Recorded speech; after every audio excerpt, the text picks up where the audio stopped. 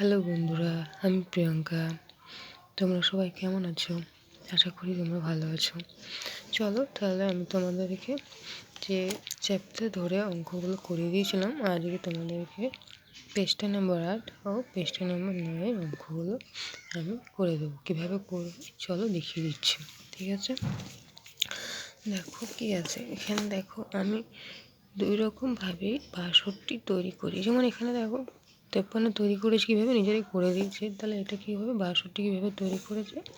যেমন দশকের ঘরে 6টা বল 6 লিখেছে, এককের ঘরে 2টো বল তাই 2 লিখেছে, হয়ে গেল 6 আর 2 গেলে হলো 62। এখানেও দেখো সেম 62 লিখেছে, কিন্তু কী করেছে শূন্য দিয়ে বসিয়ে 62 করেছে। যেমন শতকের ঘরে 0, দশকের ঘরে 6, এককের ঘরে 2, তাহলে কী হয়েছে 62 করেছে।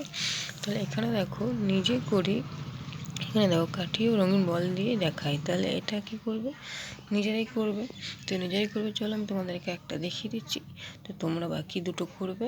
কীভাবে আমি করে দেখিয়ে দিচ্ছি, তোমরা চেষ্টা করবে। দেখো 1টা 2টো, ঠিক আছে? কীভাবে করবে, 70 ও 0 মান সমান করো, তাহলে এখানে কী হবে, এখানে হবে 70।